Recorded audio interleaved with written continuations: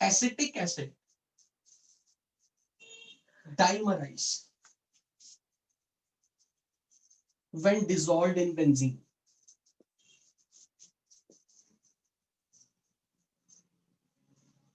कर लिया ये question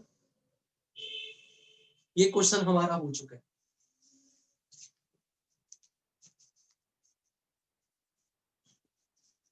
Why Ka1 of malic acid is more than Ka1 of fumaric acid. Ka2 of malic acid is less than Ka2 of fumaric acid. नहीं किया, pretty much sure नहीं किया।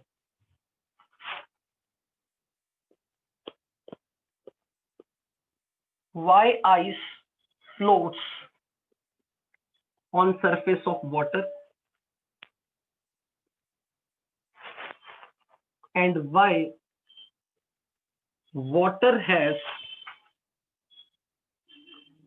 maximum density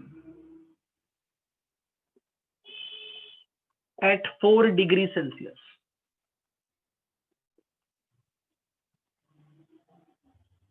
Why D2O solid is more dense than ice? नहीं किए है ना, ये वाले सवाल हमने नहीं किए अभी तक।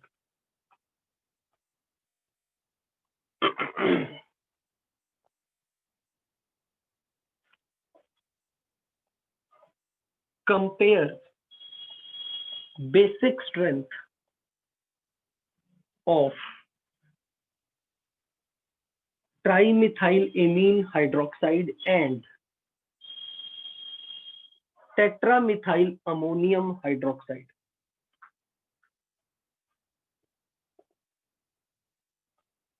Y26 dihydroxy benzene carboxylic acid is stronger acid than orthosalicylic acid.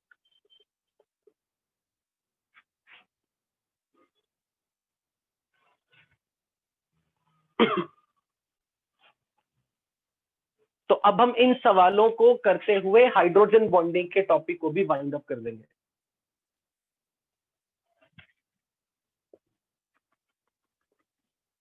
Why H3BO3 has sheet-like structure?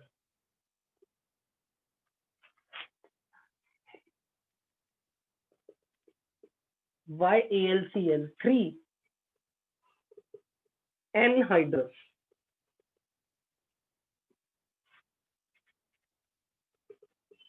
is soluble in ether, but AlCl3.6H2O is not soluble?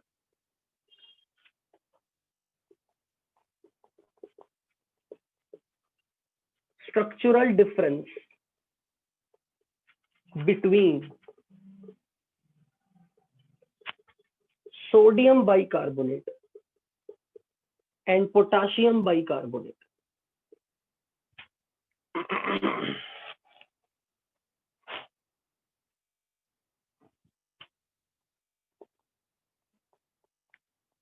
Explain structure of copper sulfate 5 water and FeSO4.7 water. आप सबसे पहले ये list of questions note करो 1 2 3 4 5 6 7 8 9 10। आज हमने इन्हीं 10 questions को खत्म करना है।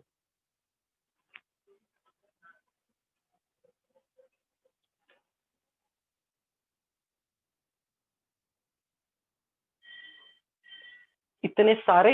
बिल्कुल, हाइड्रोजन बॉन्डिंग के टॉपिक को हमने एक्सेल करना है, क्योंकि हाइड्रोजन बॉन्डिंग के टॉपिक से आपको जो सवाल एग्जाम में आएंगे वो आपके नोट्स में आसपास ही आप घूमते दिखेंगे। हो सकता है नोट्स के क्वेश्चन हूबहू मिले और या फिर नोट्स से मिलते जुलते क्वेश्चन आपको पूछे जाए। बिल्कुल ऐसे क्वेश्चंस आते हैं।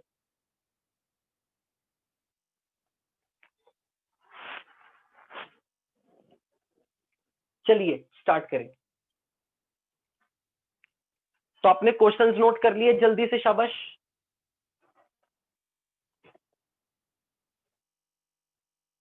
And certainly I will upload the lecture. Don't worry at all. Yesterday मेरे पास डाटा प्रॉब्लम आ रही थी तो मैं उसके ऊपर अपलोड नहीं कर सका। और वैसे भी बच्चों, जो मैं आईए में पढ़ाता हूँ या JA1 में पढ़ाता हूँ, मैं सेम आपके बैच में भी पढ़ाता हूँ। मैं कभी नहीं देखता एक्स बैच वाई बैच। इसलिए बिल्कुल इस चीज की चिंता मत करना अगर आपको यूट्यूब पे कोई लेक्चर देखना लेकिन वो किसी और बैच का है। वो बिल्कुल आपका कंटेंट है, वो आपके लिए ही है। इसलिए ये मत सोचा करो कि आपने JA वाला लेक्चर डालो, अगर वहां JA1 का मिल गया या IA का मिल गया, लिटरली यू विल सी यार कि मेरा सारा कंटेंट सेम है। That is why I say that I am different from other. मैं नहीं देखता कि एक टॉप बैच, एक एवरेज बैच, एक, it doesn't matter for me at all. मुझे सबको बराबर पढ़ाना है।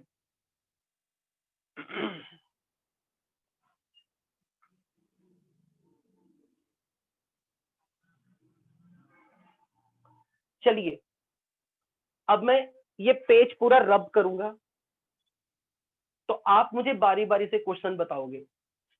तो मैं पहले 3 क्वेश्चन के लिए स्पेस छोड़ रहा हूं, लेकिन बाकी सब इरेज करने वाला हूं। आपने नोट कर लिया आई होप।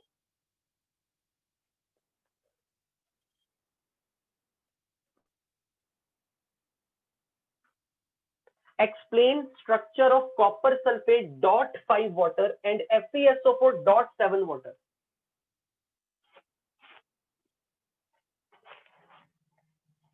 और मुझे टारगेट रखना है कि आज मुझे ये 10 के 10 क्वेश्चन कंप्लीट करने हैं ताकि हम कल केमिकल बॉन्डिंग पार्ट 3 पूरा खत्म कर सके।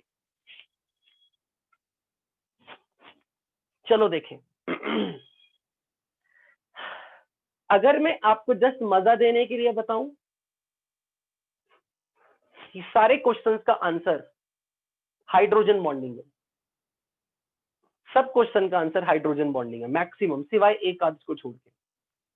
चलो देखें। सबसे पहले आपको मैं यहाँ पे ये बता दूं कि KHF2 एग्जिस्ट कर रहा है, KHCl2 एग्जिस्ट नहीं कर रहा।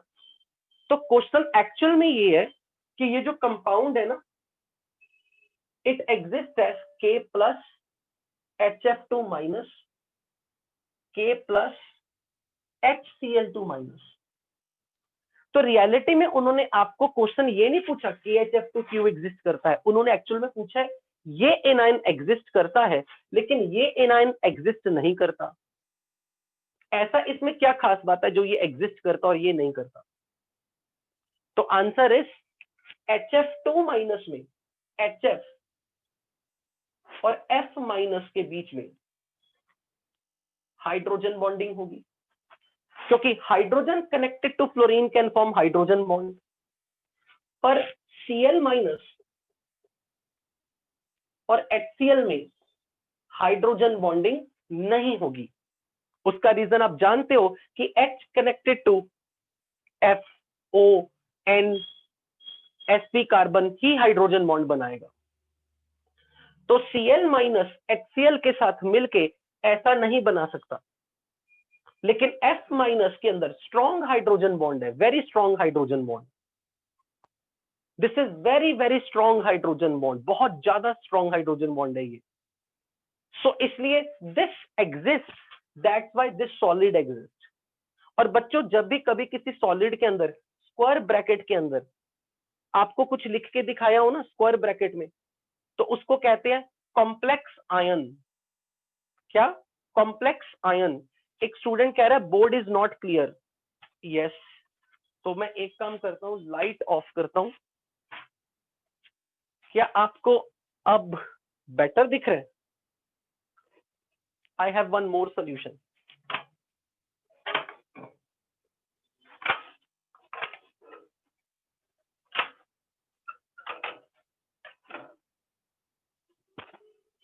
क्या दिखना शुरू हुआ? ओके, तो बेसिकली HF2 माइनस इसलिए एग्जिस्ट करता है क्योंकि F माइनस हाइड्रोजन बॉन्ड बनाएगा, पर लेकिन Cl माइनस हाइड्रोजन बॉन्ड नहीं बना सकता,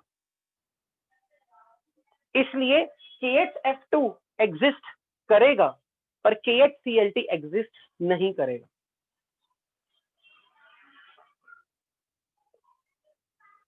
So because of intermolecular hydrogen bond between F minus and HF, HF2 minus exists. That's why KHF2 exists.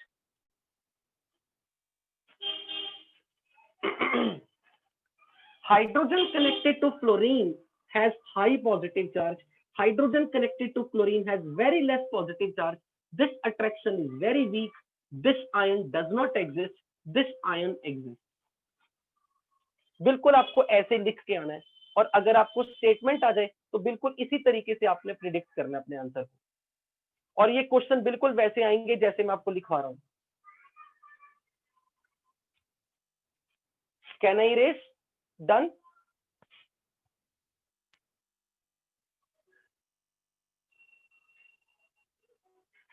Bracket के बाहर माइनस साइन का मतलब anion, this is cation, this is anion, this is cation, this is anion,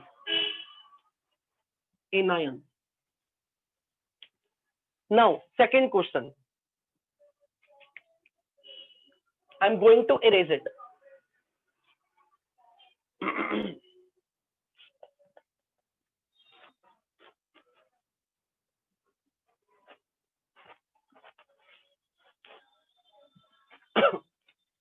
Ka1, Ka2, पहले इनका meaning समझते हैं।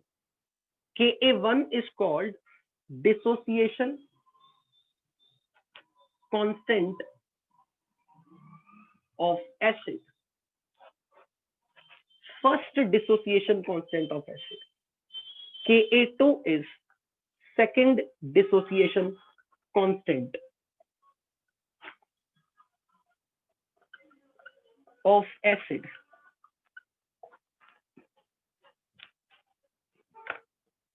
अब इसका मतलब क्या होता है बच्चों? जब भी कोई आपने ऑर्गेनिक में कार्बोक्सिलिक एसिड पढ़े, कार्बोक्सिलिक एसिड, कार्बोक्सिलिक एसिड में this hydrogen is acidic. Acidic hydrogen की डेफिनेशन क्या है? यदि कोई कंपाउंड में, जैसे कोई ये कार्बोक्सिलिक एसिड है, इसको मैंने पानी में डाला, एक्वस लिखने का मतलब इसको मैंने पानी में घोला, पानी में घुलने पर ये अपना ये बॉन्ड तोड़ देगा, OH बॉन्ड ब्रेक कर देगा, और जैसे ये बॉन्ड ब्रेक होगा, इस बॉन्ड के जो ये दो इलेक्ट्रॉन हैं, एक और एक, ये दो, तो इस बॉन्ड की ब्रेकेज होने के बाद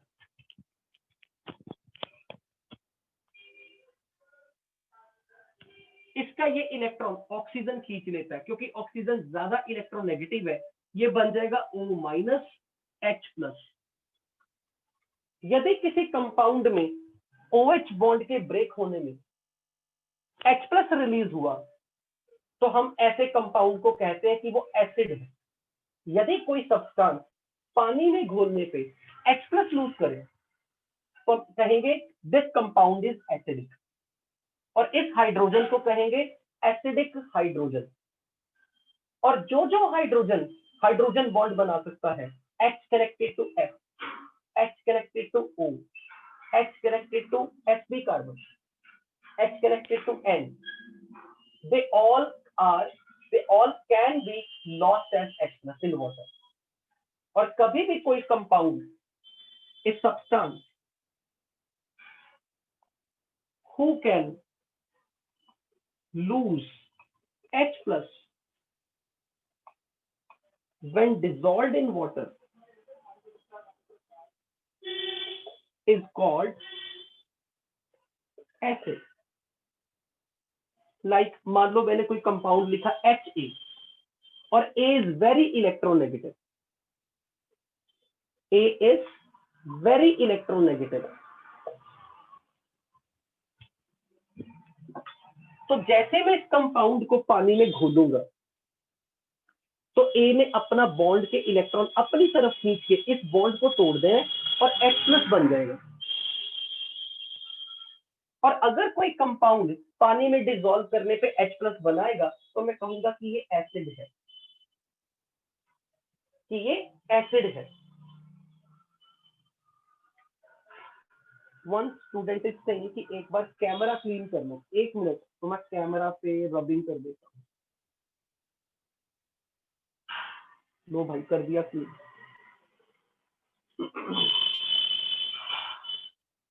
सो कोई कंपाउंड एसिडिक कब होगा? जब वो अपना बॉन्ड ब्रेक करके H प्लस लूज कर दे। पर यहाँ पर कौन सबसे ज्यादा इलेक्ट्रोनेगेटिव होता है? Chlorine, oxygen, nitrogen, sp carbon, they all are electronegative. तो ये बॉन्ड ब्रेक होके H प्लस बनेगा, इस कंपाउंड को आप एसिडिक बोल दोगे।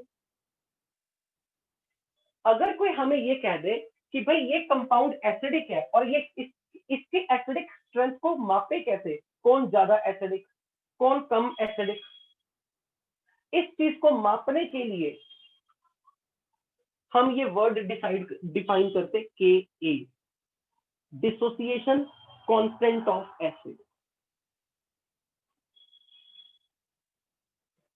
यदि किसी एसिड की H प्लस लूज करने की टेंडेंसी ज्यादा होगी, यदि किसी एसिड की इच्छा H प्लस लूज करने की ज्यादा है तो उस एसिड को मैं बोलूंगा स्ट्रॉन्ग एसिड। और स्ट्रॉन्ग एसिड के लिए ये वर्ड यूज होगा Ka इज मोर। यानी कि अगर मैंने आपके 4 एसिड का नाम लिख दिया, चारों का Ka आपको बता दिया, जिसका Ka वैल्यू हाई होगा वो मोर एसिडिक कहलाएगा।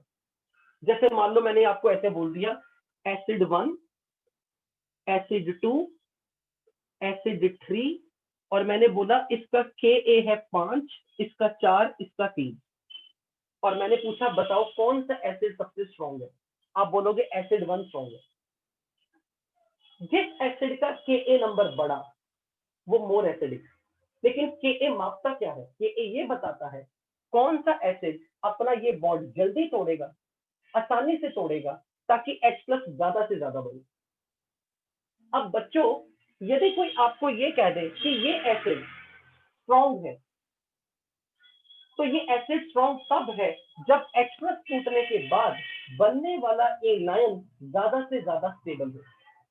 यदि मैं इसको बोलूं कि तो अपना बॉन्ड तोड़ दे तो वो कहेगा मैं क्यों अपना बॉन्ड तोड़ूं? मैं कहूंगा देख अगर तो अपना बॉन्ड तोड़ेगा ना, जो तेरी हालत पीछे होगी ए नेगेटिव की, हम इसको ज्यादा से ज्यादा स्टेबल बना देंगे। तो यदि किसी तरीके से आप इसको स्टेबल बना दो तो इसको ये रीजन मिलेगा कि क्यों ये अपना बॉन्ड तोड़े, क्योंकि बॉन्ड तोड़ने के बाद बनने वाला स्पीशीज, बनने वाला एनायन जितना ज्यादा स्टेबल होगा, acid is said to be very strong. Acid will like to dissociate to produce H plus. इसलिए जिस एसिड के अंदर एसिडिक हाइड्रोजन के निकलने के बाद बनने वाले एनायन की स्टेबिलिटी ज्यादा होगी, वो एसिड का स्ट्रेंथ बढ़ जाएगा और उस एसिड के लिए हम बोलेंगे Ka वैल्यू बढ़ गई। So more is the stable A minus formed more easily, acid will lose H plus and it will make HA stronger acid.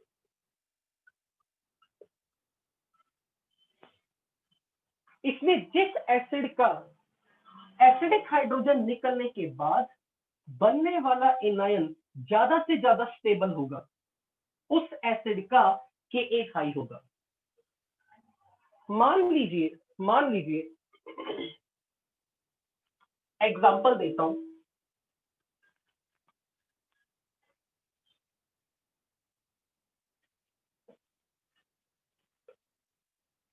H2SO4 ये एसिड है और इसके अंदर सल्फ्यूरिक एसिड का स्ट्रक्चर अगर आप देखो तो ये H ऑक्सीजन से जुड़ा है, H ऑक्सीजन से जुड़ा है, ये एसिडिक हाइड्रोजन है, ये एसिडिक हाइड्रोजन। क्योंकि इसके पास एक से ज्यादा H+ है, इसके पास एक से ज्यादा एसिडिक हाइड्रोजन है, तो ये अपने दोनों H+ एक साथ नहीं तोड़ेगा, बारी बारी तोड़ेगा, स्टेप बाय स्टेप। पहले स्टेप में एक H+ लूज करेगा, दूसरे स्टेप में दूसरा H+ लूज करेगा, पर कब? पानी में डिसॉल्व करने में। तो अगर कोई ये मुझसे ये कहेगा कि ये पहली बार H+ आसानी से तोड़ेगा, ये दूसरी बार H+ आसानी से तोड़ेगा, तो मैं कहूंगा इसका Ka1 चेक करो, Ka2 चेक करो। Ka1, Ka2 का मतलब पहली बार H+ टूटने की टेंडेंसी, दूसरी एसिडिक हाइड्रोजन को लूज करने की टेंडेंसी, यानी कि एक बार यहां से H+ निकला तो इसकी हम स्ट्रेंथ को कंपेयर करेंगे Ka1 से। यदि ये अपने सेकंड H+ को कितनी आसानी से तोड़ सकता है उसको मापा जाएगा Ka2 की टर्म में। तो यदि किसी एसिड के अंदर 3 एसिडिक हाइड्रोजन हो तो उसके कितने तरह के Ka होंगे? Ka1, Ka2, Ka3, यानी कि Ka की कितनी वैल्यूज असाइन है किसी एसिडिक मॉलिक्यूल के लिए, वो ये दर्शाएगा कि उसके पास कितने एसिडिक हाइड्रोजन है। समझ में आई ये चीज कि जिस एसिड के अंदर मोर देन 1 प्रोटॉन्स होंगे, मोर देन 1 एसिडिक हाइड्रोजन होंगी, उसकी मोर देन 1 Ka वैल्यूज होंगी। अब यहाँ पे मैंने एसिड का जो नाम लिखा था, एक लिखा malic acid, this is this,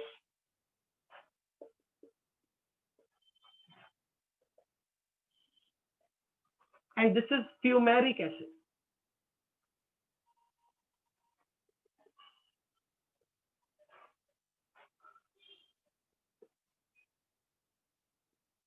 This is malic and this is fumaric.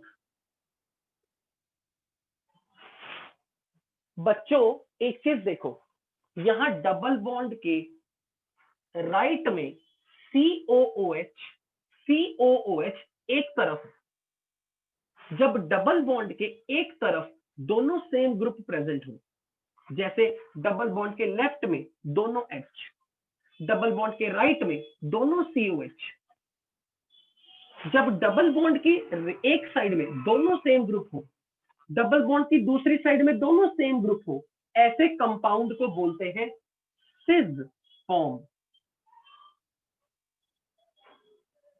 लेकिन यदि डबल बॉन्ड की ऑपोजिट साइड में राइट और लेफ्ट में सिमिलर ग्रुप ऑपोजिट हो, जैसे COOH एक राइट है एक लेफ्ट में है, जब डबल बॉन्ड के राइट लेफ्ट में, डबल बॉन्ड की राइट लेफ्ट में सिमिलर ग्रुप ऑपोजिट साइड पे होते हैं, we call it as transform.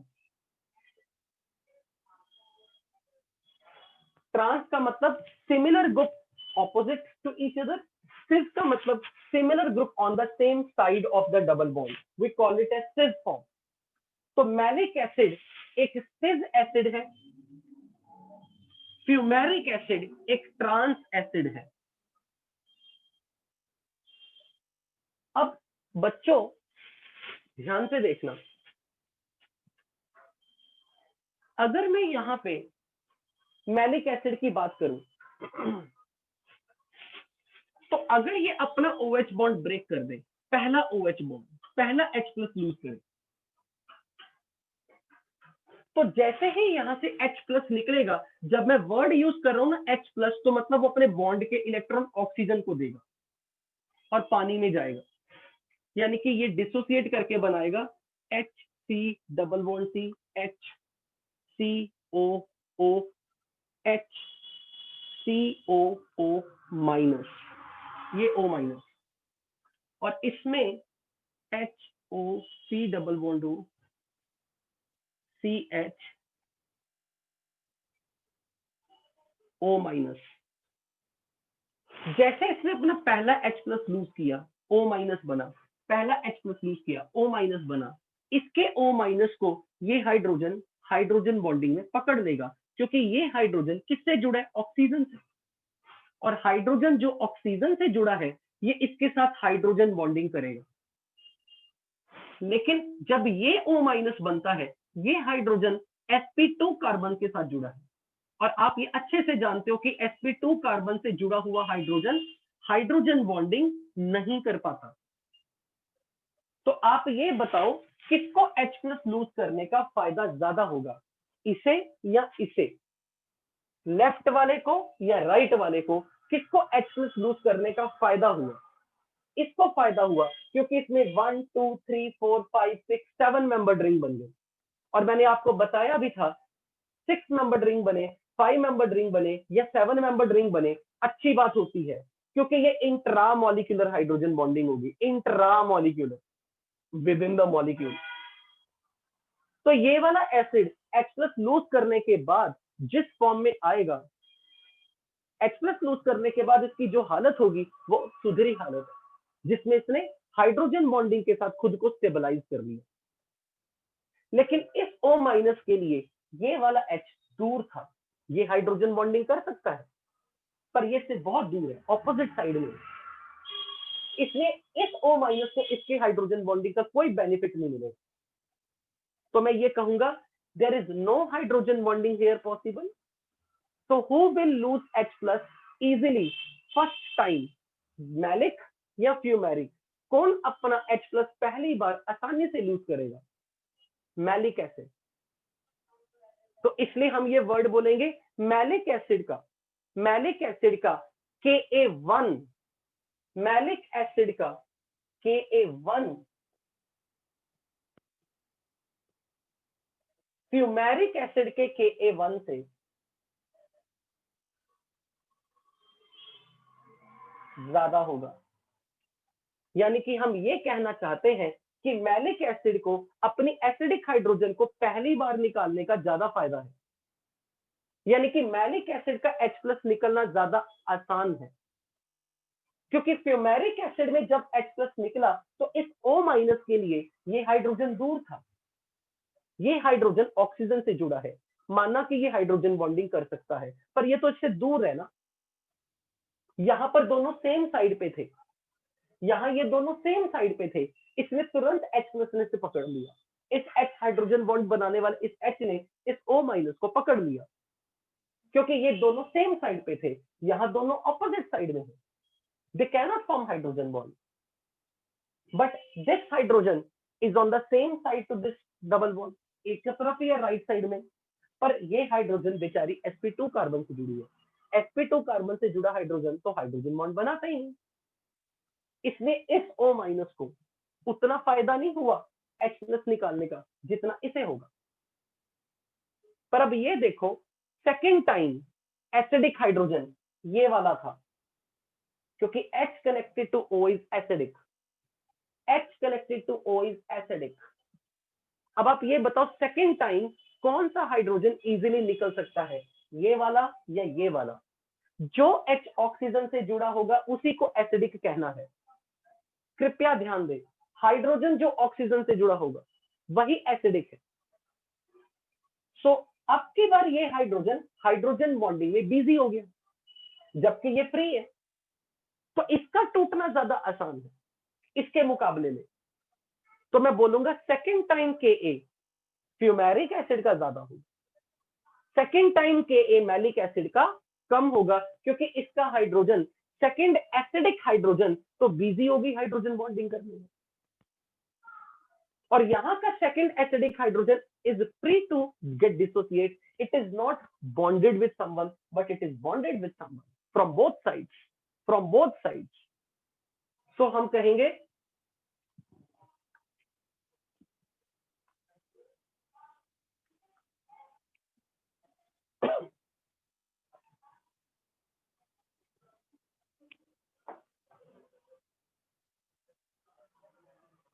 First time maleic acid loses acidic hydrogen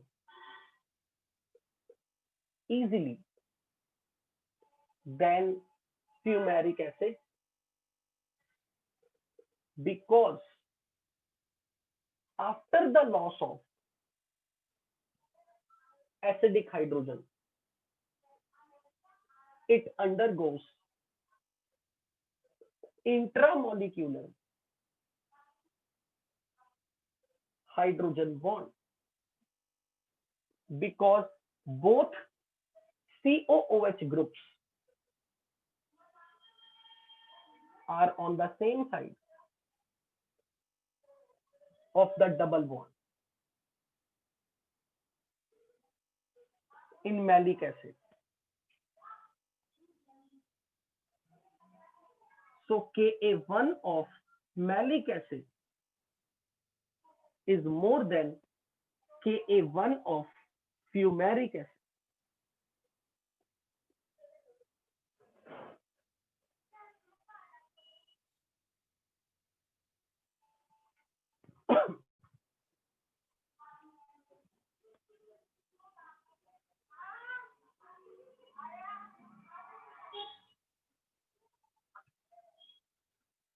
पर एसिडिक हाइड्रोजन की पहचान क्या होगी?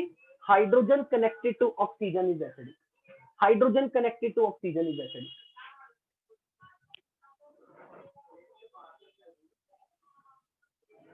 But second time, acidic hydrogen can be easily lost by fumaric acid, because its acidic hydrogen is not bonded with anything, like the second acidic hydrogen is hydrogen bonded in malic acid, and it is difficult for it to be lost as H plus in water. तो हमने ये कहा किसके second hydrogen का पानी में loose होना मुश्किल है, क्योंकि इसका सेकेंड हाइड्रोजन हाइड्रोजन बॉन्डिंग नहीं कर पाएगा और ये फ्री है, पर इसका सेकेंड हाइड्रोजन हाइड्रोजन बॉन्डिंग के कारण अब इसका निकलना पानी में मुश्किल हो गया, इसको दोनों तरफ से बांधा हुआ, तो सेकेंड टाइम ये ज्यादा एसिडिक होगा. Ka2 इसका ज्यादा होगा, Ka1 इसका ज्यादा होगा, सो Ka2 इसका ज्यादा, Ka1 इसका ज्यादा.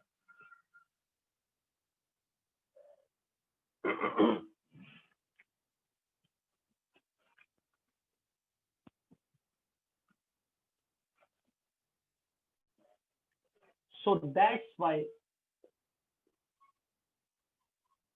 Ka2 of fumaric acid is more than Ka2 of malic acid.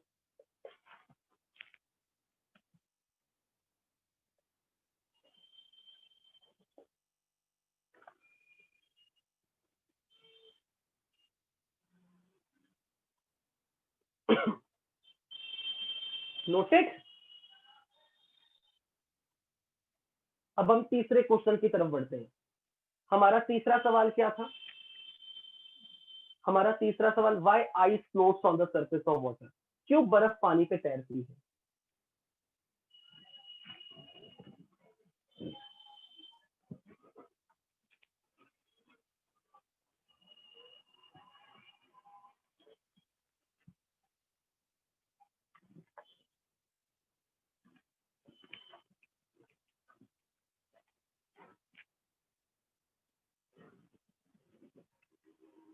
Ice floats on the surface of water.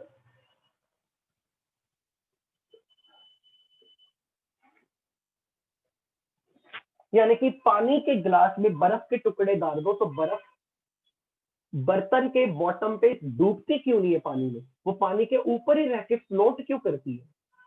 Obviously कोई चीज पानी में फ्लोट इसलिए करती है क्योंकि उसकी डेंसिटी कम होती है. हमें यही बताना है कि पानी की सॉलिड फॉर्म में डेंसिटी कम क्यों है। बच्चों वैसे सॉलिड लिक्विड गैस में सबसे ज्यादा डेंसिटी सॉलिड की होती है। सॉलिड लिक्विड गैस में सॉलिड की डेंसिटी मैक्सिमम है, लिक्विड की डेंसिटी कम है, गैस की डेंसिटी सबसे कम है। लेकिन आइस के केस में उल्टा है, पानी के केस में उल्टा है। इन जनरल गैस की डेंसिटी लिक्विड और सॉलिड से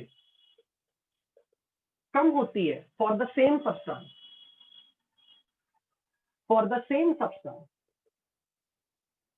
but in case of water gas की डेंसिटी तो कम है लेकिन सॉलिड और लिक्विड का ऑर्डर अलग अलग है। हमने यही बताना कि ऐसा क्यों है, और ऐसा इसलिए है क्योंकि ice has open cage like structure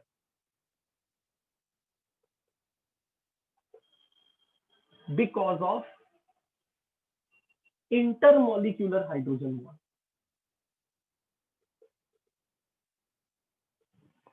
It has lots of empty space.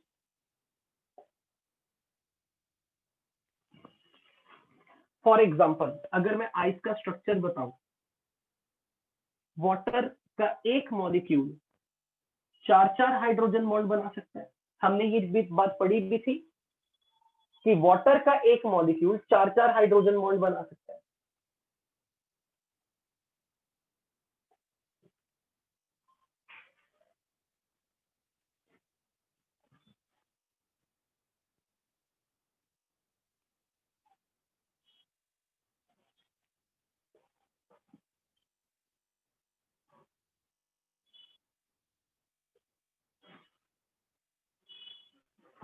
अब देखो बच्चों, जब मैंने ये हाइड्रोजन बॉन्ड बनाया ना, तो आप ये देख सकते हो बीच में खाली स्पेस बन गई है। ये कैसा बन गया, जैसे मैंने मॉलिक्यूल्स का जाल बिछा दिया और बीच में खाली स्पेस बन गई है। लाइक पिंजरा बना दिया, पिंजरे के बीच में खाली स्पेस। इससे ओपन केज, ओपन पिंजरा। पर इस पिंजरे को बनाया किसने, इस जाल को बनाया किसने, हाइड्रोजन बॉन्ड ने। हाइड्रोजन बॉन्ड ने। और हाइड्रोजन बॉन्डिंग बर्फ के अंदर होने के कारण खूब सारा एम्प्टी स्पेस है, और एम्प्टी स्पेस होने से वॉल्यूम बढ़ जाएगा। अगर मैंने 2 ग्राम लिक्विड वाटर लिया और 2 ग्राम बर्फ ली, तो किसका वॉल्यूम ज्यादा होगा, आइस का, क्योंकि आइस का वॉल्यूम उसके एम्प्टी स्पेस के कारण ज्यादा है, उसमें एम्प्टी स्पेस है खूब सारा, और एम्प्टी स्पेस में कुछ नहीं है, यहाँ पे खाली है। और जब खूब सारा खाली स्पेस है, वॉल्यूम एक्स्ट्रा है, वॉल्यूम ज्यादा है, और आपको पता है density is mass by volume. तो जिसका वॉल्यूम ज्यादा होगा उसकी डेंसिटी कम होगी। ऐसा नहीं है कि लिक्विड में हाइड्रोजन बॉन्डिंग नहीं है, लिक्विड में भी हाइड्रोजन बॉन्डिंग है, पर लिक्विड में हाइड्रोजन बॉन्डिंग का इतना नाइस पैटर्न नहीं है। अब एक चीज ध्यान से देखो, मैंने सारे वाटर मॉलिक्यूल एक डिजाइन में बनाए हैं, लाइक ऐसे। सबका ऑक्सीजन का मुंह एक तरफ है, और ये सॉलिड्स की निशानी होती है। सॉलिड्स के अंदर atoms and molecules they are arranged in well organized pattern, जो लिक्विड में नहीं होता।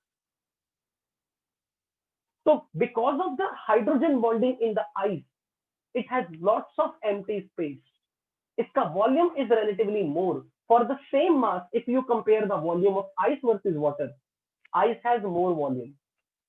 That's why density of ice is less, क्योंकि इसका volume ज्यादा है। ऐसा नहीं कि लिक्विड वाटर में हाइड्रोजन बॉन्डिंग नहीं होगी, होगी वहां भी, वहां पर ऐसे हो रही है।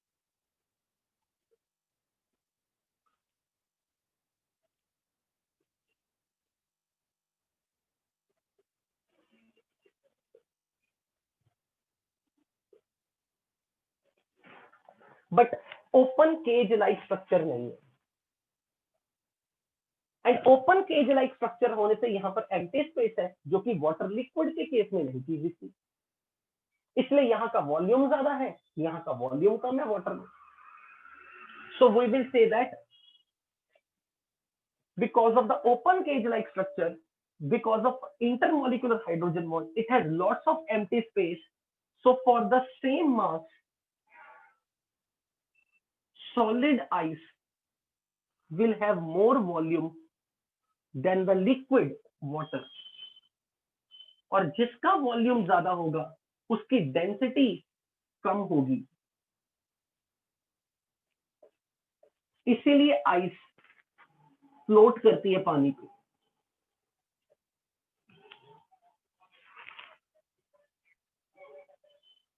अब ऐसा देखा गया कि अगर हम आइस को गर्म करें, आइस का टेम्परेचर 0 डिग्री सेल्सियस से टेम्परेचर को बढ़ाना शुरू कर दे, तो ये जो डेंसिटी है आइस की पहले बढ़ती है फिर घटती है।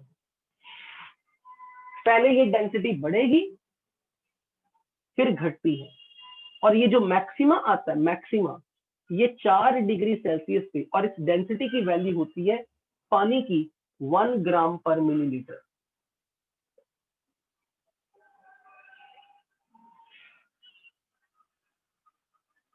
अब आपसे ये पूछा गया कि पहले डेंसिटी बढ़ गई फिर घट क्यों गई। बच्चों एक चीज बताओ, अगर डेंसिटी बढ़ रही है तो इसका मतलब वॉल्यूम घट रहा होगा, वॉल्यूम घटेगा तो डेंसिटी बढ़ेगी। तो एक्चुअली क्या पाया गया, एक्सपेरिमेंटली क्या ऑब्जर्व किया गया कि जब हम आइस को गर्म करते हैं ना, 0 डिग्री सेल्सियस से धीरे धीरे 1 डिग्री 2 डिग्री 3 डिग्री 4 डिग्री तक ले जाते हैं, तो ये हाइड्रोजन बॉन्ड ब्रेक होने शुरू होते हैं। और जैसे ही ये हाइड्रोजन बॉन्ड टूटते हैं तो पहले मॉलिक्यूल गिर के इस खाली स्पेस में आते हैं। जैसे ये मॉलिक्यूल फ्री होते हैं, they come and they fall in this space. और अगर वो इस खाली स्पेस में आना शुरू हो गए तो they are coming even closer, तो वॉल्यूम घटेगा, they are coming closer, they jump into its empty space. इसलिए जब मॉलिक्यूल पास पास आ रहे होते हैं, वॉल्यूम घटना शुरू हो गया, डेंसिटी बढ़ने लग गई। और ये प्रक्रिया तब तक हुई जब तक 4 डिग्री टेम्परेचर ना आए। जैसे 4 डिग्री टेम्परेचर क्रॉस किया, अब वही सारे का सारा वाटर मॉलिक्यूल ही, अब तो लिक्विड आइस तो पिघल चुकी है, तो अब वाटर मॉलिक्यूल्स में काइनेटिक एनर्जी आ गई, और टेम्परेचर बढ़ने से जैसे उनमें काइनेटिक एनर्जी आ रही थी, मॉलिक्यूल ने फिर से दूर दूर जाना शुरू कर दिया। और जैसे उनमें हाई एनर्जी आने से मॉलिक्यूल दूर दूर जाना शुरू कर गए, फिर से वॉल्यूम बढ़ेगा, फिर से डेंसिटी घटेगी। तो हो क्या रहा है, 0 डिग्री से 4 डिग्री सेल्सियस तक जब हाइड्रोजन बॉन्ड ब्रेक हो रहे हैं, molecules jump into their empty space and they come closer. Volume घटता है, डेंसिटी बढ़ती है। पर जैसे आप और ज्यादा हाई टेम्परेचर करते हो, तो जब सारी आइस मेल्ट होकर लिक्विड वाटर बन गया, तो अब लिक्विड मॉलिक्यूल्स ने एनर्जी गेन करनी शुरू कर दी। टेम्परेचर बढ़ने से उनमें काइनेटिक एनर्जी आनी शुरू हुई, तो molecule start moving away from each other. जब मॉलिक्यूल दूर दूर जाएंगे, वॉल्यूम फिर से बढ़ना शुरू कर देगा, डेंसिटी घटना शुरू कर देगी। So we will write over here the same thing.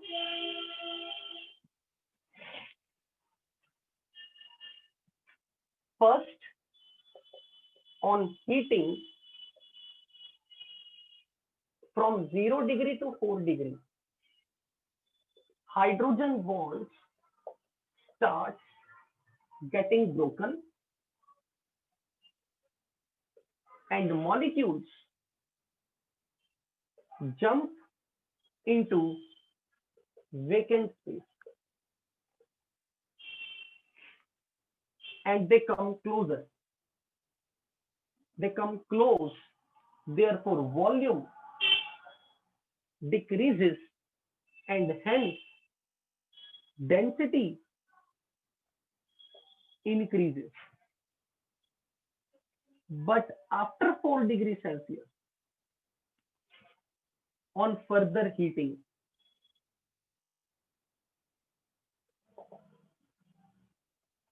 they gain kinetic energy and start moving away from each other.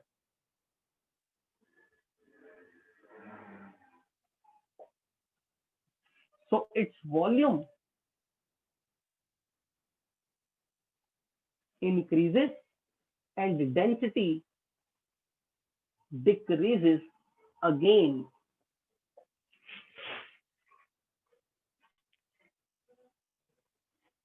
तो पहले डेंसिटी बढ़ेगी, फिर घटनी शुरू होगी, 4 डिग्री पे मैक्सिमम डेंसिटी होगी, लिक्विड बन चुका सारा पानी 4 डिग्री पे, और पानी की डेंसिटी 1 ग्राम पर ml मैक्सिमम वैल्यू है।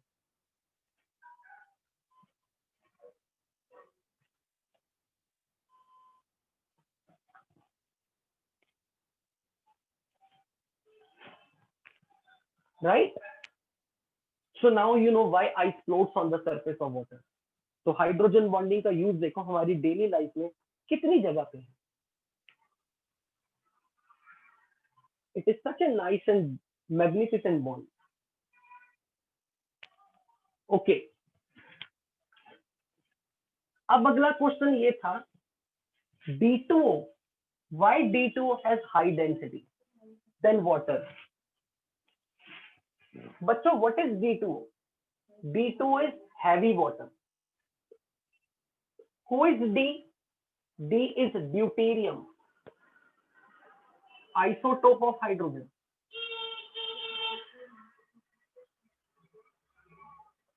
नॉर्मल वाटर, जिसको लाइट वाटर हम जो पीते हैं पानी, नॉर्मल वाटर में हाइड्रोजन का isotope H, protium.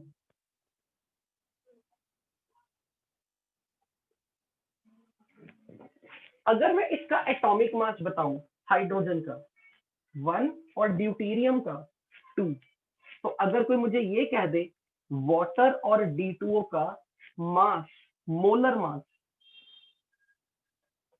Is 1 into 2 plus oxygen का 1680, और ड्यूटेरियम के लिए 1 into 2 प्लस ऑक्सीजन का 16, 2 into 2, क्योंकि ड्यूटेरियम का मास 2 है, तो 2 into 2 प्लस 16, 20। तो अगर मैं इसकी डेंसिटी की बात करूं, मास बाय वॉल्यूम, अब आप एक चीज बताओ, आपने थर्मोडायनामिक्स में पढ़ा था डेंसिटी एक्सटेंसिव प्रॉपर्टी है या इंटेंसिव प्रॉपर्टी है? क्या डेंसिटी मात्रा पे डिपेंड करती है, क्वांटिटी पे? नहीं करती, इंटेंसिव प्रॉपर्टी है। तो अगर मैंने 1 मोल आइस ली, 1 मोल की बजाय 2 मोल आइस ली, 3 मोल आइस ली, तो कोई फर्क नहीं पड़ता, डेंसिटी उतनी ही रहेगी। तो यदि मान लो मैंने इनकी डेंसिटी का कंपैरिजन इनके मास का 1 मोल का कंपेयर किया, तो उससे कोई फर्क नहीं पड़ता, क्योंकि डेंसिटी इंटेंसिव प्रॉपर्टी है। तो मान लो मैंने 1 मोल D2O और 1 मोल वाटर लिया, और 1 मोल सब्सटेंस का जो मास होता है वो मॉलिक्यूलर मास होता है। 1 मोल सब्सटेंस का मास इज मॉलिक्यूलर मास। तो मॉलिक्यूलर मास अगर D2O का देखो तो ज्यादा है D2O का, तो मैं सीधा ये कह सकता हूं जिसका मोलर मास ज्यादा उसकी डेंसिटी ज्यादा, क्योंकि इसका मोलर मास 20 है, इसका मोलर मास 18 है, तो इसका मास ज्यादा, डेंसिटी ज्यादा। पर अगर मैं आपको ये एक्सप्लेन करूं कि ये रेशो ओवरऑल ज्यादा है, वो ज्यादा प्रिसाइज आंसर होगा। अकेला मोलर मास को देख के नहीं बात करनी। अगर मैं आपको ये बताऊं D2O के अंदर भी हाइड्रोजन बॉन्डिंग है, तो ये हैरानी की बात नहीं है, क्योंकि ड्यूटेरियम भी तो हाइड्रोजन ही है, वाटर में भी हाइड्रोजन बॉन्ड है। लेकिन बच्चों, अगर मैं आपको एक डाटा दूं कि हाइड्रोजन, ड्यूटेरियम, ट्रीटियम, ये इनकी इलेक्ट्रोनेगेटिविटी का ऑर्डर है, and they all are less electronegative than oxygen. They all are less electronegative than oxygen.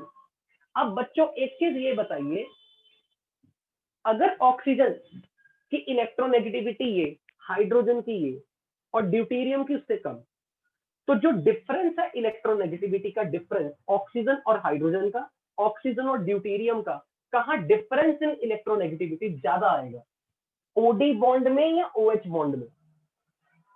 अगर ऑक्सीजन की इलेक्ट्रोनेगेटिविटी ये सबसे ज्यादा, फिर हाइड्रोजन की, फिर ड्यूटेरियम की, तो difference in electronegativity OD bond का ज्यादा है OH से, इसलिए ऑक्सीजन ड्यूटेरियम से जब इलेक्ट्रॉन खींचेगी तो यहाँ पॉजिटिव चार्ज ज्यादा आएगा, और ऑक्सीजन जब हाइड्रोजन से इलेक्ट्रॉन खींचेगी तो हाइड्रोजन पे पॉजिटिव चार्ज कम आएगा, पॉजिटिव चार्ज ड्यूटेरियम पे ज्यादा आएगा, पॉजिटिव चार्ज हाइड्रोजन पे कम आएगा, क्योंकि ऑक्सीजन ड्यूटेरियम से ज्यादा जोर से इलेक्ट्रॉन खींचती है, क्योंकि ड्यूटेरियम कम इलेक्ट्रोनेगेटिव है। इसलिए अब आप ये बताइए,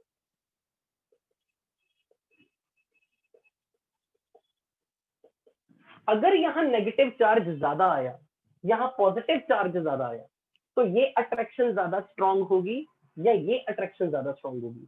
कौन सी हाइड्रोजन बॉन्डिंग ज्यादा स्ट्रांग होगी, ऊपर वाली या नीचे वाली? ऑब्वियसली ऊपर वाली, क्योंकि ऑक्सीजन पे नेगेटिव चार्ज ज्यादा आ गया, ड्यूटेरियम पे पॉजिटिव चार्ज ज्यादा आ गया। अल्टीमेटली तो हाइड्रोजन बॉन्डिंग का कनेक्शन एक चीज से है, यहाँ पॉजिटिव नेगेटिव चार्ज कितना है? More will be the positive charge on this, more will be the negative charge on this, more attraction between the two molecule will be there. तो मुझे ये बताओ, D2O में हाइड्रोजन बॉन्डिंग यदि strong है तो मॉलिक्यूल ज्यादा पास आएंगे, तो किसके लिए वॉल्यूम घटेगा? Who will come closer and कौन कंप्रेस फॉर्म में होगा, किसका वॉल्यूम घटेगा? D2O का वॉल्यूम घटेगा। और आप ये बताओ, अगर वॉल्यूम घटे तो डेंसिटी बढ़ेगी। मोलर मास भी इसका ज्यादा है, मोलर मास भी इसका ज्यादा है, वॉल्यूम भी इसका कम है D2O का, इसलिए D2O की डेंसिटी वाटर से ज्यादा होती है। सो मोलर मास का भी हाई होना और वॉल्यूम का भी कम होना, दोनों डेंसिटी D2O की बढ़ाने का फेवर करते हैं। तो हम ये कहेंगे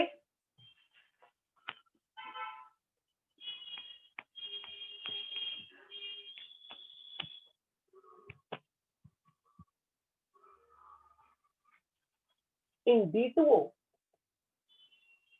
OD bond is more polar than OH bond। आपको ये लाइन पता लगी?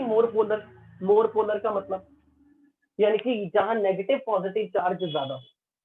क्यों ज्यादा है? ड्यूटेरियम लेस इलेक्ट्रोनेगेटिव है हाइड्रोजन से, ऑक्सीजन मोर इलेक्ट्रोनेगेटिव है, तो ऑक्सीजन ड्यूटेरियम से जोर से इलेक्ट्रॉन खींचेगी अपने बॉन्ड में, तो ये बॉन्ड में चार्ज ज्यादा आएगा, ये बॉन्ड ज्यादा पोलर कहलाएगा, राइट? तो मैं कहूंगा in D2O OD bond is more polar than OH bond, so hydrogen bond is stronger in D2O than in water. So D2O molecules are closely packed. So D2O has lower volume than water for the same mass, and hence density of D2O is more than density of water. तो मैं इसको एक बार फिर से समझा देता हूं। वैसे भी आपको पता, मैं हर क्वेश्चन एक्सप्लेन कर 2 बार रिपीट करता हूं।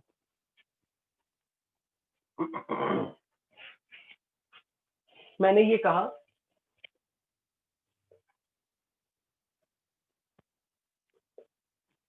ऑक्सीजन जो है वो ड्यूटेरियम से ज्यादा इलेक्ट्रोनेगेटिव है, ऑक्सीजन ज्यादा जोर से इलेक्ट्रॉन अपनी तरफ खींचेगा, तो ऑक्सीजन पे नेगेटिव चार्ज ज्यादा आएगा, ड्यूटेरियम पे पॉजिटिव चार्ज ज्यादा आएगा। ऑक्सीजन हाइड्रोजन से ज्यादा इलेक्ट्रोनेगेटिव है, पर ड्यूटेरियम से तो बहुत ज्यादा इलेक्ट्रोनेगेटिव है, क्योंकि इसका डिफरेंस इन इलेक्ट्रोनेगेटिविटी, ऑक्सीजन और ड्यूटेरियम का डिफरेंस इन इलेक्ट्रोनेगेटिविटी OH के मुकाबले में ज्यादा है, इसलिए ऑक्सीजन पे नेगेटिव चार्ज यहां कम है as compare to this, positive charge hydrogen पे कम है एज कंपेयर टू दिस, तो D2O के अंदर जो हाइड्रोजन बॉन्डिंग होगी वो ज्यादा स्ट्रॉन्ग होगी एज कंपेयर टू वाटर।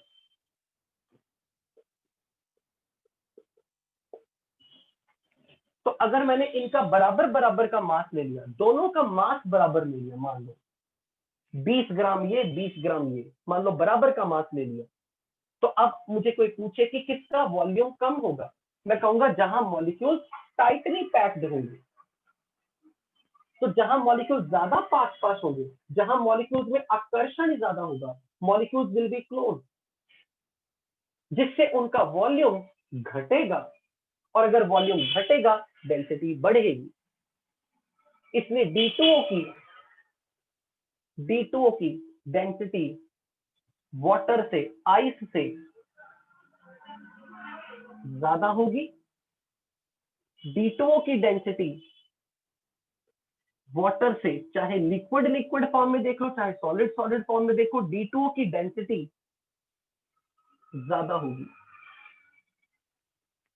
इसलिए यदि आपको किसी ने ये सवाल ऐसे पूछा, मान लो अब मैं आपकी स्मार्टनेस चेक करूंगा, अगर आपको ये समझ में आया तो आप मेरे एक सवाल का जवाब दे सकते हो। तो मुझे ये बताओ, अगर ये मेरे पास पानी है, लिक्विड पानी, नॉर्मल पानी,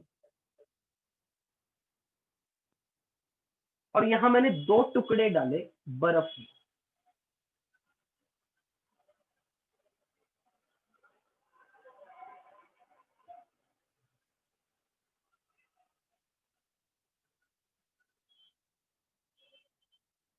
और ये वाला बर्फ का टुकड़ा D2O का है और ये नॉर्मल बर्फ है।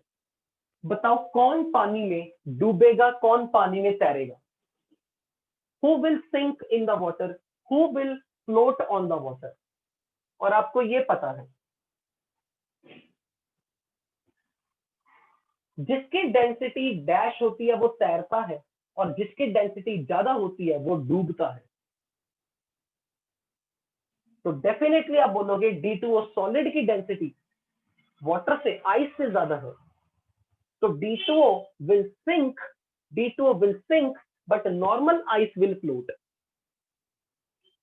So that's why D2O sinks in the water but normal ice floats on the water. So D2O sinks in the water but normal ice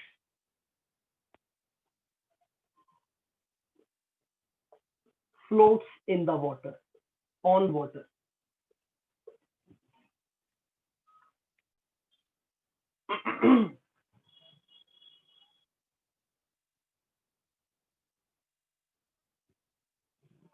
अब मुझे बताओ फोर्थ क्वेश्चन क्या था, क्योंकि मैंने क्वेश्चन इरेज कर दिए थे। Fourth question,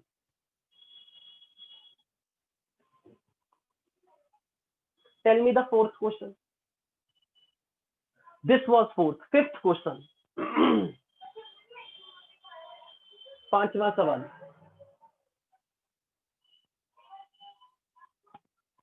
fifth, sixth, you should ask for sixth. Compare basic strength. Okay.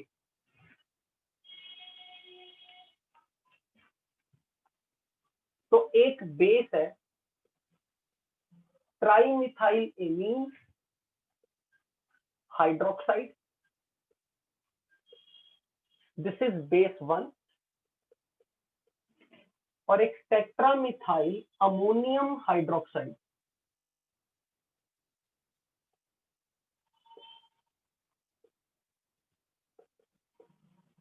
This is base 2। और आपको पूछा कौन सा बेस ज्यादा स्ट्रॉन्ग है। पहले तो स्ट्रॉन्ग बेस की डेफिनेशन क्या है? जो पानी में डिसॉल्व करने पे OH माइनस आराम से दे दे। एसिड की डेफिनेशन, जो पानी में डिसॉल्व करने पे H प्लस जल्दी दे। तो अगर कोई हमसे ये कहे बेस स्ट्रॉन्ग कब होगा, मैं कहूंगा वो बेस ज्यादा स्ट्रॉन्ग जो पानी में डिसॉल्व करने में OH नेगेटिव जल्दी लूज करे। This is the definition. Base is stronger base if it can easily dissociate to form OH negative in water. अब बच्चों एक चीज ध्यान से देखना, इसके पास भी OH माइनस, इसके पास भी OH माइनस, और हमने देखना है कौन पानी में अपने OH माइनस को जल्दी जाने देगा। सबसे पहले ये देखो, अगर मैं इसकी बात करूं, ट्राइमिथाइल एमीन के ऊपर एक लोन पेयर है और इसके पास एक OH माइनस है, तो H कनेक्टेड टू ऑक्सीजन, यहां हाइड्रोजन बॉन्डिंग बना रहा है इसके साथ। लेकिन जब आपने टेट्रामिथाइल अमोनियम हाइड्रोक्साइड लिया, यहां नाइट्रोजन पर चारों तरफ मिथाइल ग्रुप है, कोई लोन पेयर नहीं बचा, तो यहां के OH माइनस को क्या इसके साथ हाइड्रोजन बॉन्डिंग मिलेगी? नहीं मिलेगी, क्योंकि इसके ऊपर लोन पेयर नहीं बचा। तो कौन अपने OH माइनस को पकड़ के रखेगा और कौन अपने OH माइनस को पानी में इजीली डिसोसिएट करवा देगा? फर्स्ट या सेकंड? Who can easily lose OH माइनस? इसने अपने OH को पकड़ के रखा है हाइड्रोजन बॉन्ड, ये अपने OH माइनस को पकड़ के बैठा है हाइड्रोजन बॉन्डिंग से, पर यहां नाइट्रोजन पे कोई लोन पेयर नहीं है, तो इसका हाइड्रोजन नाइट्रोजन के साथ हाइड्रोजन बॉन्ड नहीं कर सकता। तो कौन सा बेस OH माइनस जल्दी लूज करेगा, ये वाला या ये वाला? फर्स्ट या सेकंड? Obviously second. तो second is a strong base than first. So in first, who is first? This is first, this is second. Due to hydrogen bond, OH negative cannot get lost in water easily. Therefore, second is more basic than first. अब मैं आपसे पता क्या पूछूंगा, KB first का ज्यादा होगा या KB सेकंड का ज्यादा होगा? जैसे एसिड के लिए KA for acid, KB for base, जो ज्यादा स्ट्रॉन्ग बेस उसका KB ज्यादा, जो ज्यादा स्ट्रॉन्ग एसिड उसका KA ज्यादा। तो KB for the second is more than KB for the one. This is dissociation constant of base. Dissociation constant कहते थे K को, this K is called dissociation constant. तो as a base dissociation constant second का ज्यादा है, मतलब वो OH minus आसानी से लूज कर सकता है पानी में। क्यों? क्योंकि उसके OH माइनस को यहाँ पर हाइड्रोजन बॉन्डिंग नहीं मिली, पर इसके OH माइनस को, इसके हाइड्रोजन को इसने हाइड्रोजन बॉन्ड से पकड़ा हुआ, इसलिए इसके लिए पानी में OH नेगेटिव लूज करना मुश्किल है। नाउ सेवंथ क्वेश्चन, सेवंथ और eight, seventh 2,6 dihydroxy carboxylic acid.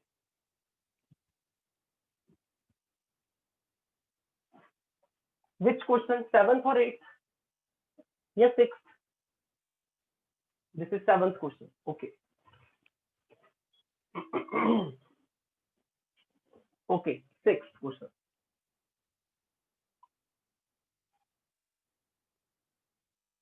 This is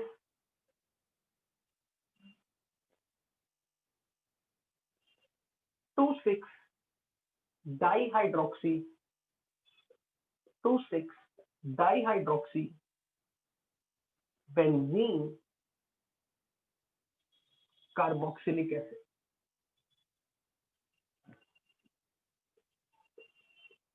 And this is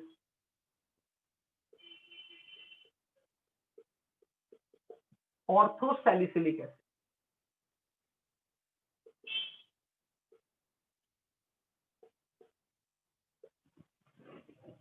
फिर से मैंने आपसे क्वेश्चन ऐसा पूछा है, बताओ कौन ज्यादा एसिडिक है? तो बच्चों आपने हमेशा ये ध्यान रखना, मेरी ये लाइन ध्यान से अपने पल्ले बांध लेना, क्योंकि इससे जैसा क्वेश्चन आपको ना मिले हो ही नहीं सकता। यदि कोई एसिड स्ट्रॉन्ग है तो वो पानी में जल्दी से H+ लूज करेगा, लेकिन जैसे ही वो H+ लूज करेगा तो पीछे बनने वाला एनायन जितना ज्यादा स्टेबल होगा, एसिड स्ट्रॉन्ग कहलाएगा। पर कौन सा हाइड्रोजन एसिडिक होता है? कौन सा H connected to what is acidic? H connected to F, H connected to O, H connected to N, H connected to Sp carbon, यानी कि जो हाइड्रोजन हाइड्रोजन बॉन्डिंग में बना सके वो एसिडिक हाइड्रोजन है। तो ये H एसिडिक है, H connected to acidic, H connected to O acidic, H connected to O acidic, H connected to O acidic, H connected to O acidic। पर ये कार्बोक्सिलिक एसिड है, COOH, जिसके नाम में है कार्बोक्सिलिक एसिड। कार्बोक्सिलिक एसिड का H ज्यादा acidic होता है एज कंपेयर टू फिनोल वाले OH से। Should we learn the structure? 100% you should learn the structure। तो ये जो कार्बोक्सिलिक एसिड का H है, ये सबसे ज्यादा एसिडिक है, ये सबसे ज्यादा एसिडिक है। तो सबसे पहले ये निकलेगा H+ बन के। तो अगर मैं इस H को H+ बना के निकाल दूं, पर H+ बना के निकालने का मतलब क्या है? ये कि ये बॉन्ड जब टूटेगा इसके इलेक्ट्रॉन ऑक्सीजन के पास आएंगे, इसके इलेक्ट्रॉन ऑक्सीजन के पास आएंगे। पर ध्यान से देखो यहां ये जो ऑर्थो पोजीशन पे OH है ना, यहाँ इंट्रामॉलिक्यूलर हाइड्रोजन बॉन्डिंग हो रही है, इंट्रामॉलिक्यूलर हाइड्रोजन बॉन्डिंग हो रही दोनों में, और वो भी 1 2 3 4 5 6 1 2 3 4 5 6 दोनों में इंट्रामॉलिक्यूलर हाइड्रोजन बॉन्डिंग हो रही है। जैसे ही ये अपना H+ लूज करेगा पानी में, ये अपना H+ लूज करेगा पानी में, ये O पे आ जाएगा माइनस, और ये कुछ ऐसा बन जाएगा।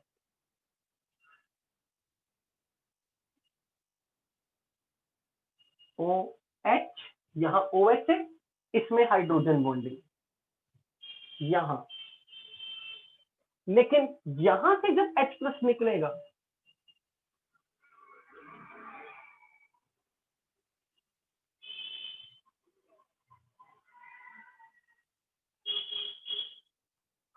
इसको कोई हाइड्रोजन बॉन्डिंग यहां से नहीं मिल रही, क्योंकि ये हाइड्रोजन sp2 कार्बन से जुड़ा है, ये हाइड्रोजन बॉन्ड नहीं बना सकता क्योंकि ये कार्बन से जुड़ा है। पर ये वाला हाइड्रोजन ऑक्सीजन से जुड़ा है, यहाँ पे OH ग्रुप है, ये इस O- को सहारा देगा, हाइड्रोजन बॉन्डिंग देगा।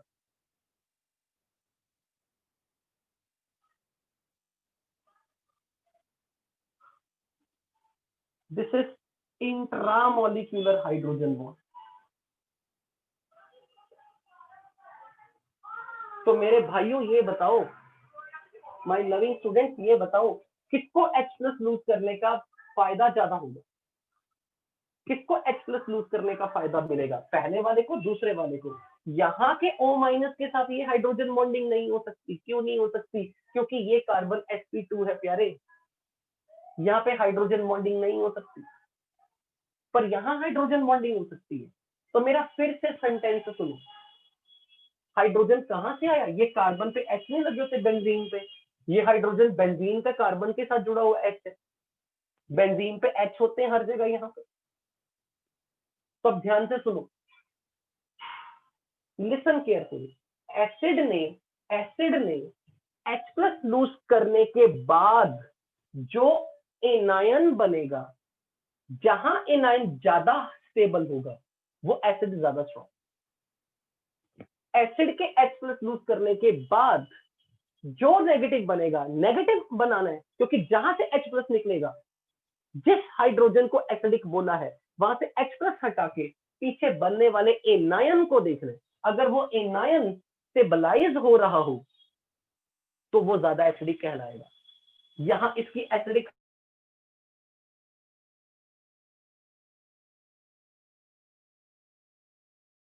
तो फिर से मुझे बताओ कौन ज्यादा एसिडिक है, पहला वाला या दूसरा वाला? Who is more acidic, first या सेकंड? फर्स्ट। तो किसका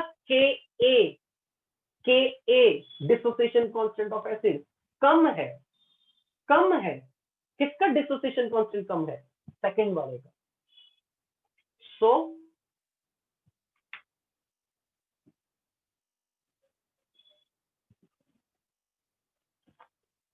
इन this after loss of acidic hydrogen, resulting anion gets stabilized by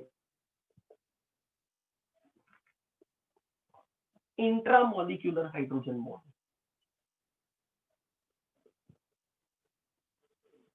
And hence it loses H plus E.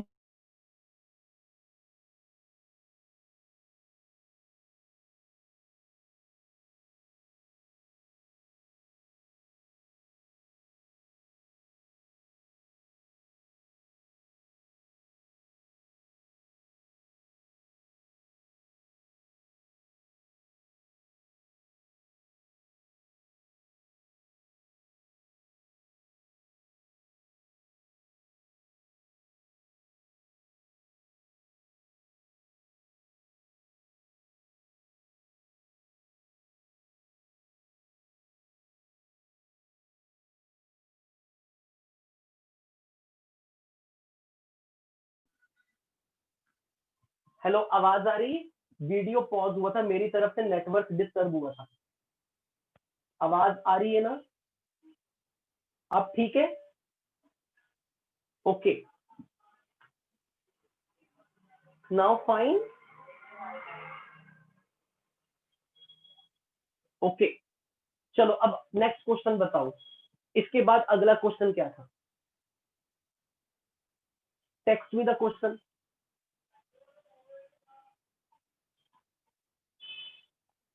Text me the question. Why H3BO3 is sheet-like structure?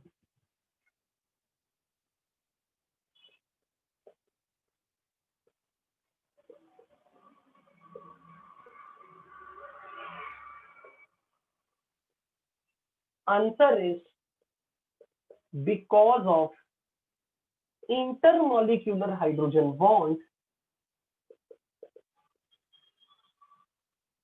It has planar sheet-like structure.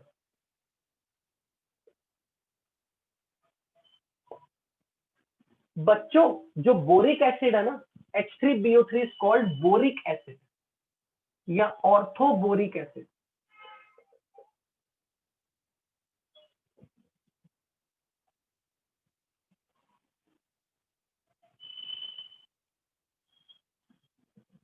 तो यहां भी तो hydrogen oxygen से connected है।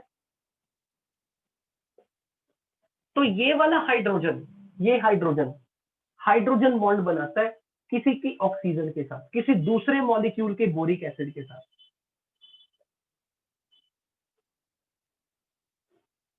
ये किसी और के साथ।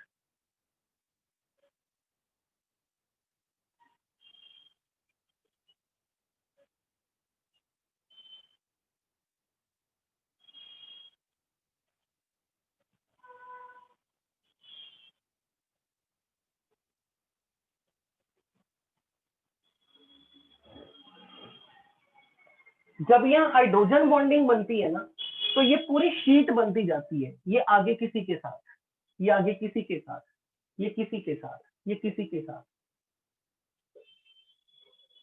ये हाइड्रोजन बॉन्डिंग बनते वक्त unending sheet. So this hydrogen bonding is because of unending layer. मैंने बहुत बेकार की ये ड्राइंग बनाई है। मैं इसका जब क्लास खत्म होगी, मैं इसका फोटो भेजूंगा। आप उस फोटो को देख के समझोगे, अरे वाह कितना ब्यूटीफुल स्ट्रक्चर है। मैं आपको दिखाता हूँ, शायद पता नहीं आपको दिखेगा ना। देखिए,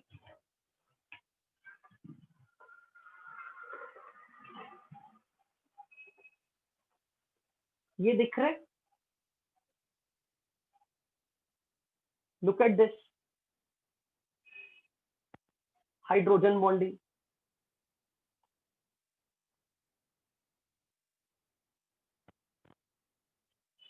And this is because of this hydrogen bond, it has sheet. मेरी ड्राइंग तो बहुत बेकार थी, मैं उसका फोटो भेजूंगा। नेक्स्ट क्वेश्चन, बस यही बताना था कि हाइड्रोजन बॉन्डिंग है, इसलिए यहाँ पे शीट लाइक स्ट्रक्चर है। नेक्स्ट बताओ क्वेश्चन लास्ट में। हमारा क्वेश्चन नंबर 9 और 10। Okay, AlCl3 soluble in ether, very important question, very important question।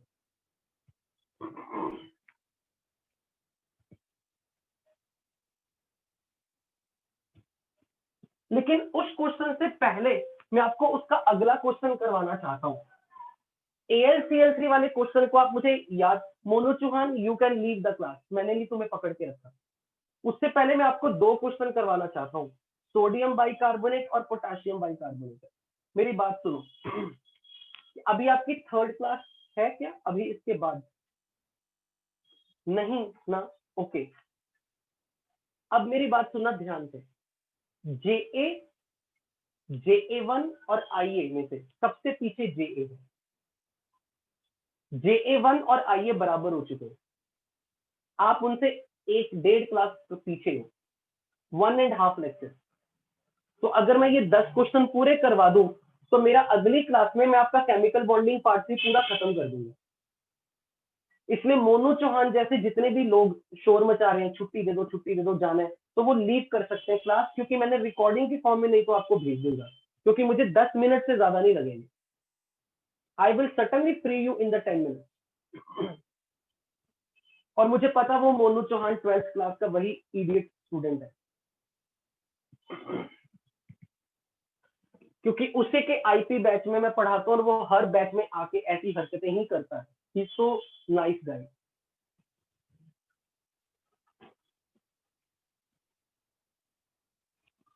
और मुझे JA1 और IA के कंपैरिजन में आपके बैच में सिलेबस की चिंता है, ऑनेस्टली टेलिंग यू। कई बार आपको क्वेश्चन ऐसे जब पूछा जाता है, सोडियम बाइकार्बोनेट और पोटेशियम बाइकार्बोनेट के स्ट्रक्चर का डिफरेंस बताओ।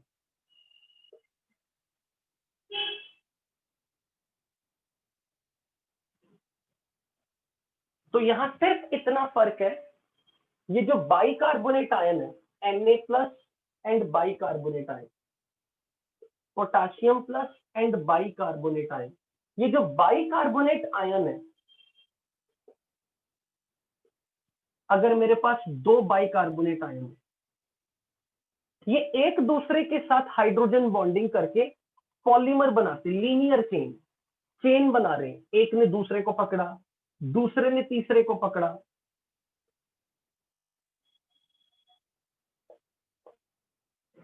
They form a linear chain. मैंने अभी AlCl3 वाला क्वेश्चन छोड़ा है क्योंकि वो लंबा है, मैं छोटे छोटे क्वेश्चन पहले करवाना चाह रहा हूं। सोडियम बाइकार्बोनेट के स्ट्रक्चर में ये लॉन्ग चेन है पॉलीमर की तरह।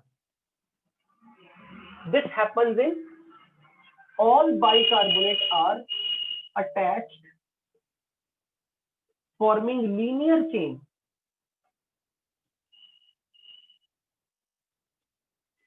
by hydrogen bond, intermolecular hydrogen bond।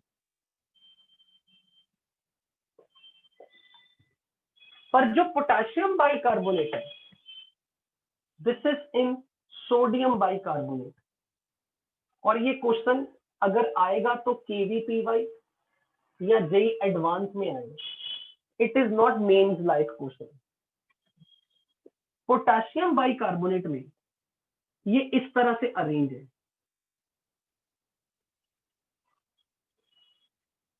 This is bicarbonate ion.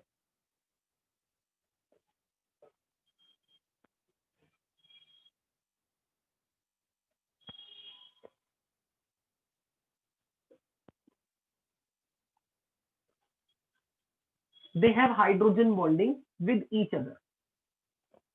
This is one bicarbonate, this is second bicarbonate, intermolecular hydrogen bond, intermolecular hydrogen bond, but here they are forming a cycle, they are forming a cavity, they are forming a void, they are forming a vacant space।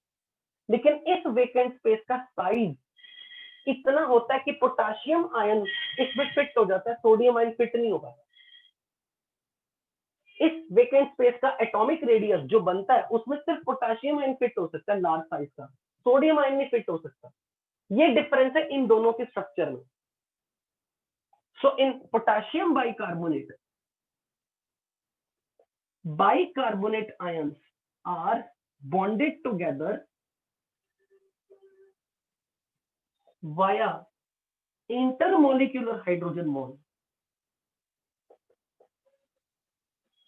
forming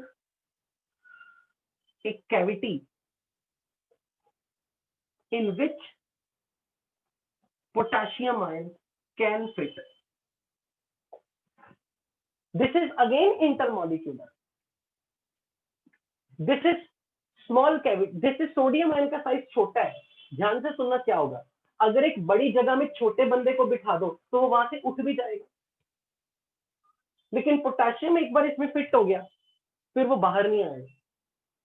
like this is fit for the accommodation of one particular size, और वो size potassium से match करता है. ये एक चीज आपको बतानी थी. Informative question.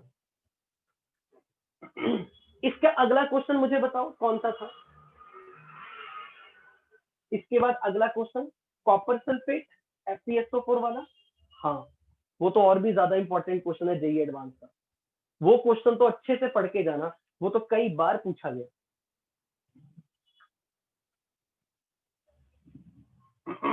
तो बस इतना फर्क है कि पोटेशियम बाइकार्बोनेट में वो साइकिल बना लेते हैं, सोडियम बाइकार्बोनेट में ये लेयर बनी होती है.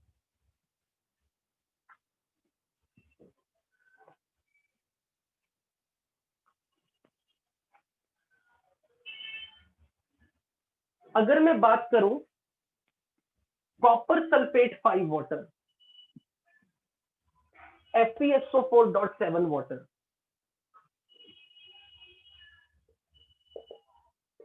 पहले तो आपको ये पता होना चाहिए इसका नाम blue vitriol, it's blue colour, and FeSO4 it's green vitriol, it's of green colour. यहां पर क्या हो रहा है, कॉपर के ऊपर +2 चार्ज है तो पूरे सल्फेट पे -2 चार्ज है. आयरन पे +2 चार्ज, सल्फेट पे -2 चार्ज. ये जो सल्फेट एनायन और ये केटायन है, एनायन केटायन में आयनिक बॉन्ड है. केटायन एनायन आयन के बीच का आयनिक बॉन्ड.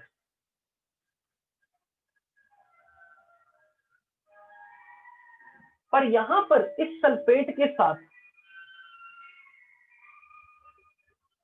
एक वाटर मॉलिक्यूल, 5 में से एक वाटर मॉलिक्यूल हाइड्रोजन बॉन्डिंग बनाता है. सेम हियर, सल्फेट के साथ 1 water molecule form hydrogen bond. 6 membered, 1 2 3 4 5 6, 1 2 3 4 5 6 membered ring. लेकिन बचे हुए वाटर मॉलिक्यूल इन दोनों में वो कहां है? बचे हुए 4 वाटर मॉलिक्यूल कॉपर 2+ के साथ कोऑर्डिनेट बॉन्ड बनाते हैं.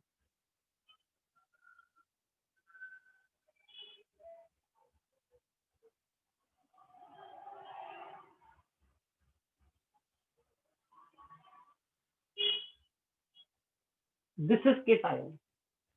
तो देखो कितनी हैरानी वाली बात है, मतलब हैरानी वाली बात नहीं, बड़ी सरप्राइजिंग और बड़ी इंटरेस्टिंग बात है. आपसे कोई ये पूछ सकता है कोई एग्जांपल बताओ जिसमें आयनिक बॉन्ड भी हो, कोवेलेंट बॉन्ड भी हो, कोऑर्डिनेट बॉन्ड भी हो, हाइड्रोजन बॉन्ड भी हो, सारे तरह के बॉन्ड है इसमें. देखो सल्फेट में कोवेलेंट, वाटर में कोवेलेंट, केटायन एनायन का attraction ionic, hydrogen bond, coordinate bond. Don't you think it's interesting molecule जिसमें सारे तरह के बॉन्ड आ गए? और यही चीज Fe2+ में है, क्योंकि 7 में से एक वाटर हाइड्रोजन बॉन्ड बना रहा है. तो Fe2+ के साथ 6 वाटर मॉलिक्यूल कोऑर्डिनेट बॉन्ड बनाएंगे.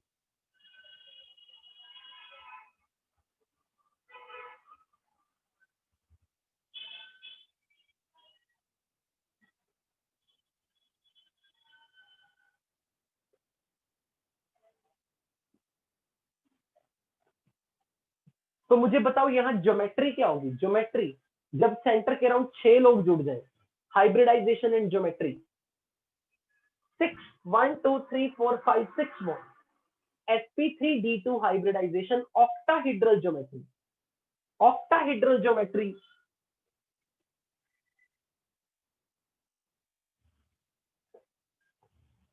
sp3d2 hybridization of iron.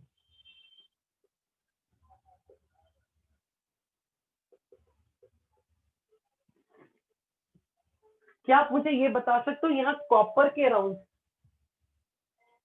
Geometry and hybridisation? आप मुझे बताओ geometry and hybridisation.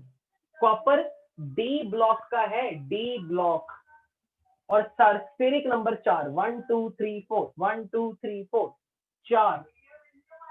Geometry is DsP2 not sp3। कभी याद करो, मैंने क्लास में कुछ बताया होगा DsP2 के लिए कि जब भी कभी सेंट्रल एटम डी ब्लॉक का आ जाए, नहीं बताया तो ध्यान से सुन लो फिर यार, ये तो बहुत खतरनाक चीज है अगर ये नहीं बताया। बिल्कुल ध्यान से सुनना बच्चों, ध्यान से सुनना। मैंने आपको जब हाइब्रिडाइजेशन निकालनी सिखाई थी तो मैंने ऐसे पढ़ाया था, s orbital 1, p orbital 3, d orbital 5। तो अगर स्टेरिक नंबर 2 हो तो 2 ऑर्बिटल उठा लो, s का और एक p का, sp। sp hybridization, steric number 2, एक s एक p, sp हाइब्रिडाइजेशन।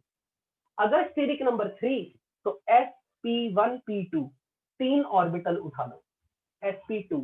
अगर 4 हो 1 2 3 4 sp3। लेकिन बच्चों ध्यान से सुनना, अगर मैंने नहीं बताया पहली बार बता रहा हूं, कुछ कंपाउंड ऐसे हैं जहां स्टेरिक नंबर 4 है लेकिन ऑर्बिटल कैसे उठाए जाते हैं, ये देखो 1 2 3 4 1 2 3 4 sp2d। This is cheating. आज दिख रही है आपको, पर ये चीटिंग आपको लगेगी नहीं जब आप 12वीं क्लास में पढ़ोगे ऐसी हाइब्रिडाइजेशन। ऐसे हाइब्रिडाइजेशन आप 12th में पढ़ोगे।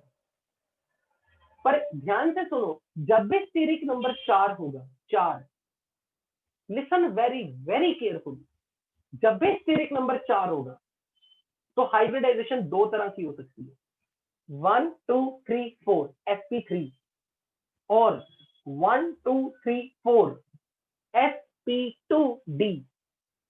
पर आपको कब पता चलेगा कब क्या करना, तो उसका निशानी सुनो।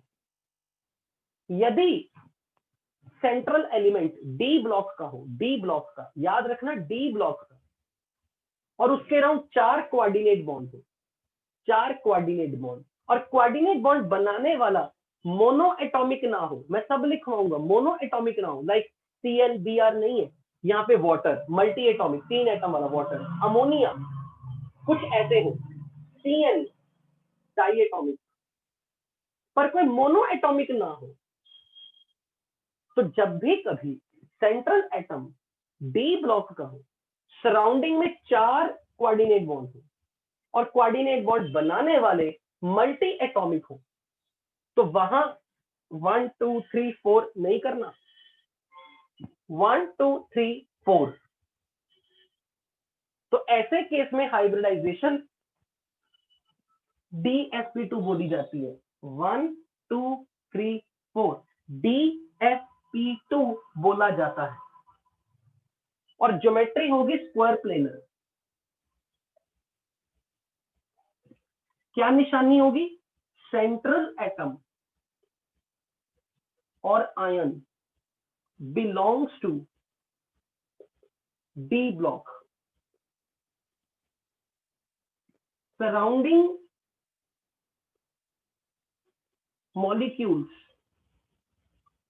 are like water, ammonia, Cn minus, steric number 4, then hybridization of central atom is DsP2 geometry square planar, tetrahedral नहीं बोलना, बॉन्ड एंगल 90।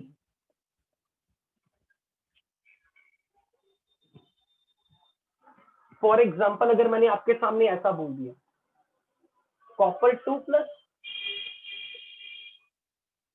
और इसके अराउंड Cn- लिख दिया मैंने 4,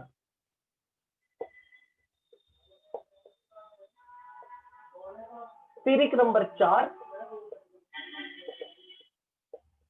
डी ब्लॉक आयन, सराउंडिंग वाला Cn-, तो फिर ज्योमेट्री हाइब्रिडाइजेशन, कॉपर 2+ की hybridization will be DsP2 geometry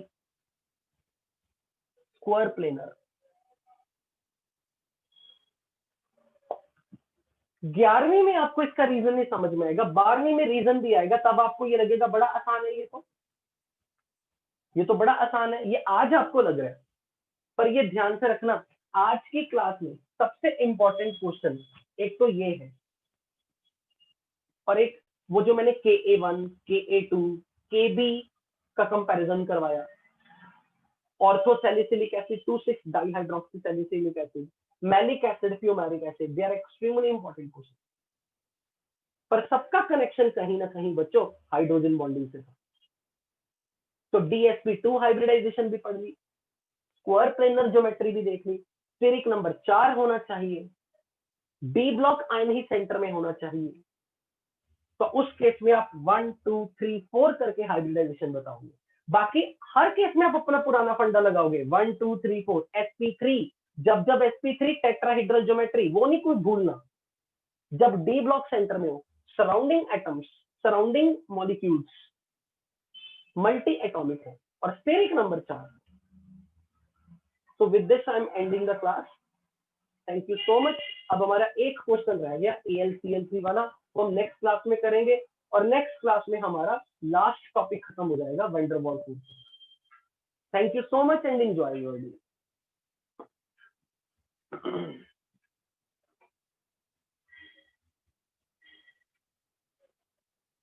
lecture upload हो जाएगा, डोंट वरी।